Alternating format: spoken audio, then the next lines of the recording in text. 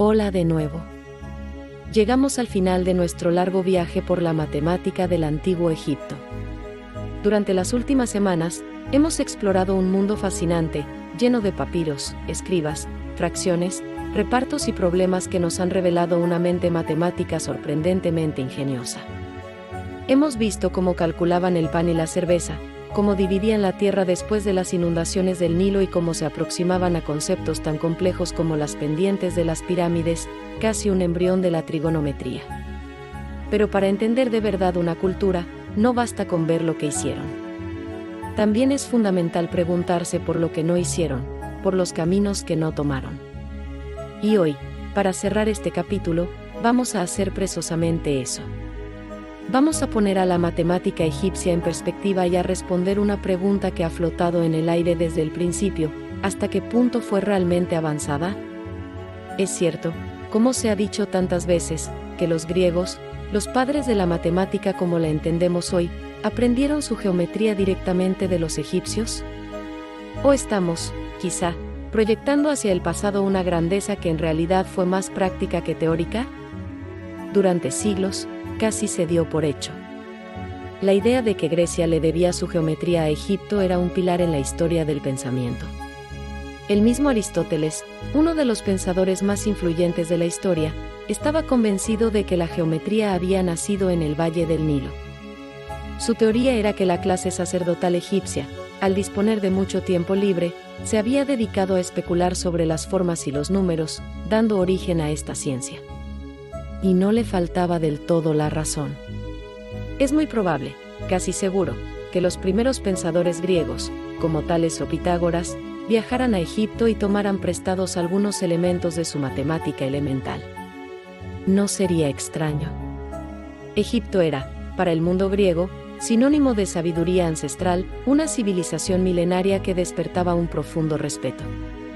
Un ejemplo claro de esta influencia es el uso de las fracciones unitarias, esas que tienen un 1 en el numerador. Este sistema, tan característico de los egipcios, persistió en Grecia y luego en Roma hasta bien entrada la Edad Media. Claramente, algo aprendieron. Sin embargo, también es cierto que los propios griegos, llevados por ese respeto y esa admiración, probablemente exageraron la deuda que tenían con Egipto. Cuando miramos con atención las fuentes que nos han llegado, los papiros que hemos analizado aquí, como el de Ames o el de Moscú, emerge una imagen muy clara y consistente. La matemática egipcia es, de manera casi abrumadora, una matemática de carácter práctico. El corazón de casi todos los problemas que hemos visto es el cálculo numérico. Se trata de resolver una necesidad concreta: cuántos ladrillos, cuánta comida, qué superficie de tierra. Cuando aparecen elementos que hoy podríamos llamar teóricos, lo hacen siempre de forma tímida, secundaria, casi como una nota al margen. El objetivo principal no parece haber sido nunca comprender por qué funcionan las reglas, sino simplemente encontrar un método, un algoritmo que facilite el cálculo y que garantice un resultado correcto y útil. La pregunta no era ¿por qué es esto cierto?, sino ¿cómo hago para que funcione? Incluso la geometría egipcia, tan alabada durante siglos, resulta ser, bajo una mirada crítica, una forma de aritmética aplicada. Las fórmulas para calcular áreas y volúmenes se presentan como recetas, como procedimientos a seguir paso a paso. Las reglas rara vez se justifican. Y cuando se intenta dar una explicación, esta se refiere siempre a un caso concreto, nunca a un principio general.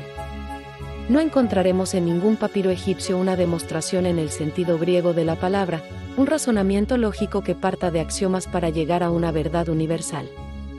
Los papiros de Ames y de Moscú, nuestras dos fuentes principales, son tesoros invaluables. Pero es muy posible que en su tiempo no fueran tratados de vanguardia, sino simples manuales para la formación de futuros escribas, una especie de cuadernos de ejercicios. Y aún así, incluso como manuales, nos revelan algo muy profundo sobre la mentalidad egipcia. Su matemática parece haber permanecido increíblemente uniforme a lo largo de su prolongadísima historia. Piensen en esto: durante siglos, e incluso milenios, los métodos, los procedimientos y la forma de enfocar los problemas cambiaron muy poco. Todo, como vimos, giraba en torno a la suma. La multiplicación era una suma repetida. La división era buscar cuántas veces podía sumar un número para llegar a otro. Este enfoque le dio a su aritmética un carácter muy particular. A veces, era sorprendentemente ingenioso y elegante en su simplicidad. Pero al mismo tiempo, esta dependencia de un único pilar limitaba enormemente su capacidad para abordar problemas de mayor complejidad. ¿Por qué este estancamiento, o mejor dicho, esta estabilidad? No fue por falta de inteligencia, desde luego. Tampoco por falta de capacidad técnica, ahí están las pirámides para demostrarlo. La respuesta, más bien, parece estar en el contexto cultural y geográfico. El Valle del Nilo era una cuna de estabilidad. Las crecidas anuales, aunque a veces destructivas, marcaban un ciclo predecible y daban continuidad a la vida. A diferencia de otras regiones, Egipto estaba geográficamente protegido de invasiones constantes. Esta estabilidad se reflejó en su cultura. La religión, la tradición y una visión del mundo profundamente conservadora favorecieron la repetición por encima de la innovación. Lo que había funcionado para los antepasados, debía seguir funcionando. El cambio era visto con suspicacia. El historiador griego Heródoto dijo famosamente que la geometría fue un regalo del Nilo, nacida de la necesidad de volver a medir los campos. Pero si fue un regalo, los egipcios no lo desenvolvieron del todo. Se quedaron con la parte práctica y útil, pero no exploraron las posibilidades teóricas que contenía.